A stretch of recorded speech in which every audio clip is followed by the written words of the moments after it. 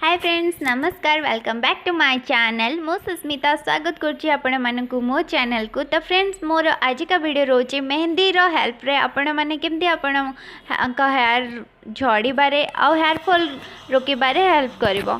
तो फ्रेंड्स मु एठी नोचे नुपुर मेहंदी एंड आपण जदि चाहेबे कौन सी अलग ब्रांड रो मेहंदी को भी यूज करि परिबे। तापरे मु नोचे ऑनियन एंड करी लिप्स।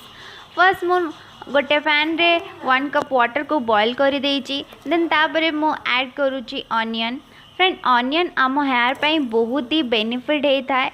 ऑनियन रे बहुत मात्रा रे सल्फर रो परिमाण थिबारु आम हेयर को रिग्रोथ करिबारे हेल्प करता है और हेयर को झड़ीबारु रोकी थाए। तापरे मु ऐड करिबी करी लिप्स।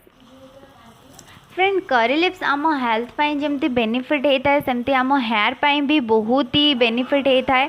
करी लिप्स आम हेयर ड्राइनेस को रोकबारे हेल्प करिथा है एंड आम हेयर को मॉइस्चर रखी थाए। या को बहुत ही भल भाव मिक्स करदेवी। देन तापरे या को 5 मिनिट्स पाई बॉइल्ड हवा पाई छाड़ीदेवी। तो फ्रेंड्स आपण मैंने देखिपे बॉइल्ड हो सारी बहुत ही भल भाव आउ ऑनियन आउ करी लिप्स जी भी गुडनेस सबू से पानी भीतर को आसी सारी। तापरे मु वाटर को सेपरेट करदेवी। तापरे मु मो रिक्वायर हिसाब रे मेहंदी नेबी। मेहंदी रे से पानी को टिके टिके करके ढालिकी या भल भाव मिक्स करी। फ्रेंड्स आपण मैंने देखिपे भल भाव मिक्स हो सारी। या 1 नाइट पाई सेट हाँपाई छाड़ीदबा।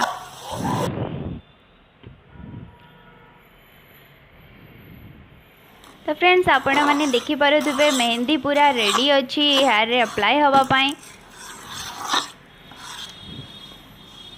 तापरे मो हेयर रे अप्लाई करी।